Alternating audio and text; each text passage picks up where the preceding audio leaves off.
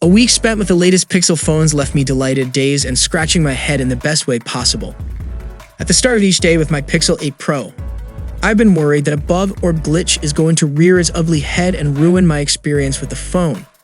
I've been walking on eggshells, going through each day with bated breath and just waiting for the moment that something goes wrong.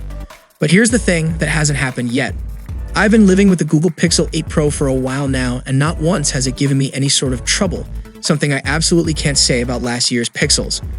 While its predecessor was a buggy, unusable mess of a product for me, the Pixel 8 Pro has been the exact opposite. In fact, it's been pretty damn incredible. The Google Pixel 8 Pro isn't a perfect Android phone, but it's absolutely the closest Google has ever gotten to making one. And I love it. People often say that Pixel phones are more about software than hardware, but the Pixel 8 Pro apparently didn't get that memo. The Google Pixel 8 Pro has some of the best smartphone hardware I've used all year.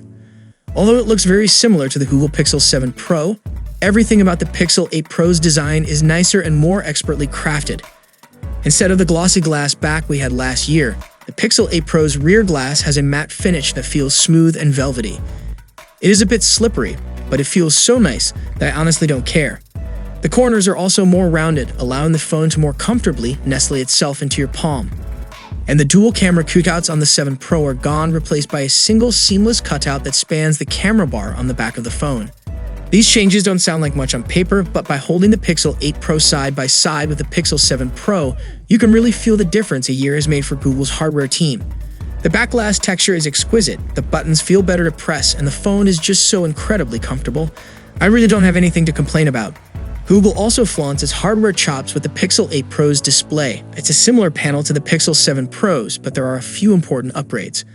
The 120Hz refresh rate returns, and it's as smooth as ever, offering fluid scrolling and smooth animations.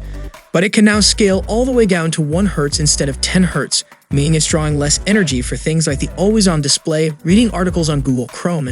It's also a lot brighter this year, now going all the way up to 1600 nits for HDR content and 2400 nits for peak brightness.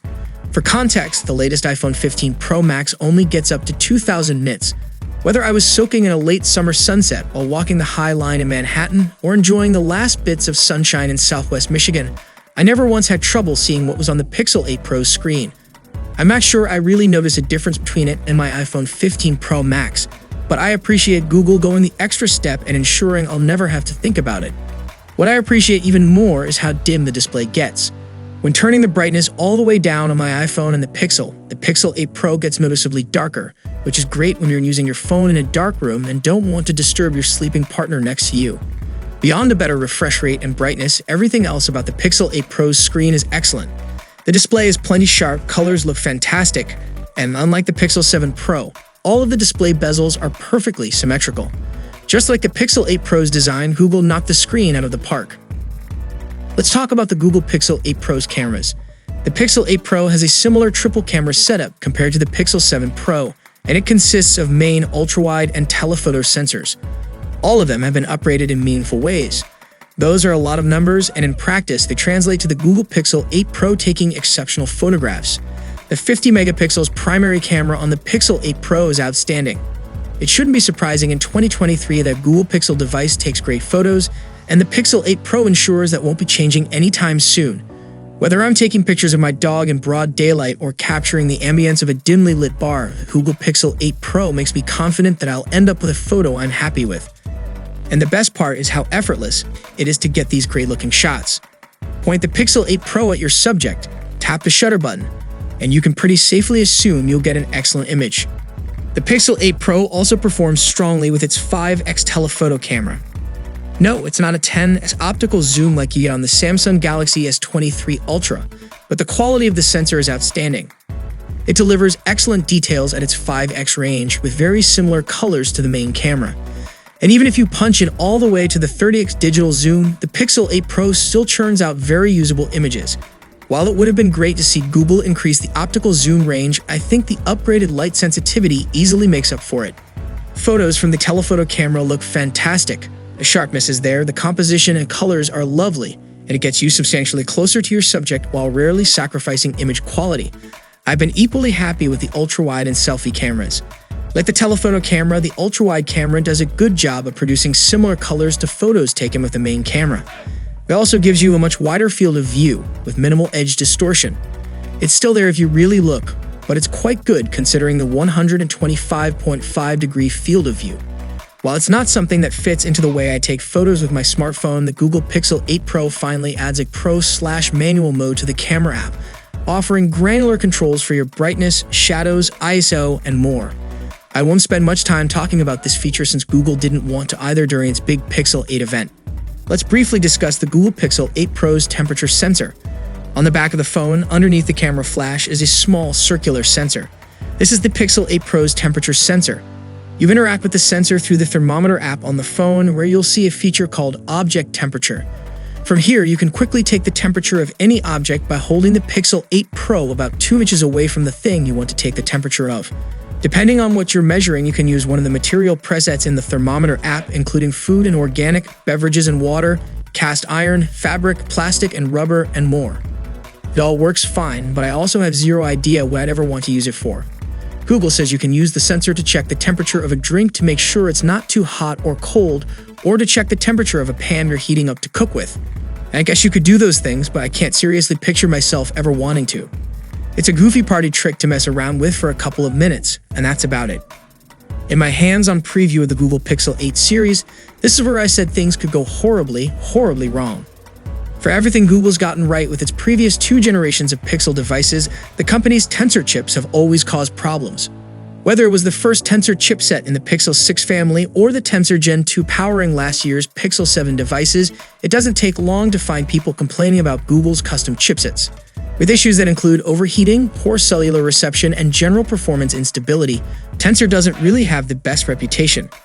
Considering everything working against it, that means the Tensor Gen 3, Google's new chip inside the Pixel 8 Pro, has a lot to prove. The good news is actually pretty solid. I've been using the Google Pixel 8 Pro for just about everything over the course of my review. I played mobile games, juggled countless different apps, streamed live video over a 5G connection, taken loads of pictures, run various benchmark tests, and more. Throughout all of it, Tensor Gen 3 has held up like a champ. Oh, but what about heat? Previous Tensor chips are notorious for easily overheating, so the Tensor Gen 3 surely also falls victim to this. Thankfully, that doesn't appear to be the case this year. Throughout my review, I've only noticed one instance where my Pixel 8 Pro became unexpectedly hot over a short period of time. Other than that, however, I've been happy with its thermal performance. I still notice the phone getting slightly warm every now and then, particularly during gaming sessions or after prolonged Twitch or YouTube TV streaming. But the Pixel 8 Pro is rarely uncomfortably warm in the way its predecessors could often become. And here's the best part, I haven't experienced any game-breaking bugs on my Pixel 8 Pro. Not a one. Where the Google Pixel 7 Pro was a glitchy, buggy mess, my Pixel 8 Pro has been smooth sailing. It does what I want it to, holds its own under pressure, and doesn't make my day frustrating because Tensor decided to randomly close an app or keep crashing the Pixel launcher. Things I often ran into on previous Pixel phones. The Tensor Gen 3 is a big upgrade when it comes to performance, reliability, and heating. But do those upgrades also translate to better battery life? Not really. Battery life on the Google Pixel 8 Pro hasn't been bad, but it's also a far cry from some other Android phones I've used this year. If I start a day at 7:30 or 8 a.m., I can expect the Pixel 8 Pro to have anywhere from 15% to 5% remaining, depending on my usage, by about 10:30 p.m. That's with around 5 hours of screen on time. Most days, this includes at least 30 minutes of playing Marvel Snap and frequent use of apps like Threads, Duolingo, Telegram, TikTok, YouTube TV, and others. In other words, the Pixel 8 Pro has very firmly been a one-day smartphone for me. What it all boils down to, though, is that this is an outstanding smartphone, easily one of the best Android phones of the year. The Google Pixel 8 Pro is a champion of a smartphone. Google's hardware is better than it's ever been, the software experience is unmatched, and you're getting all of this at a relatively reasonable price. There's no doubt that 2023 has given us a lot of outstanding handsets, many of which are fierce competitors against this one. But if you have $999 to spend and want a superb mix of design, screen quality, camera performance, AI magic tricks, and robust software, the Google Pixel 8 Pro is the phone to buy. I hope you enjoyed the video, and if you need more updates about Pixel 8, you can check out our channel. See you in the next one. Peace out.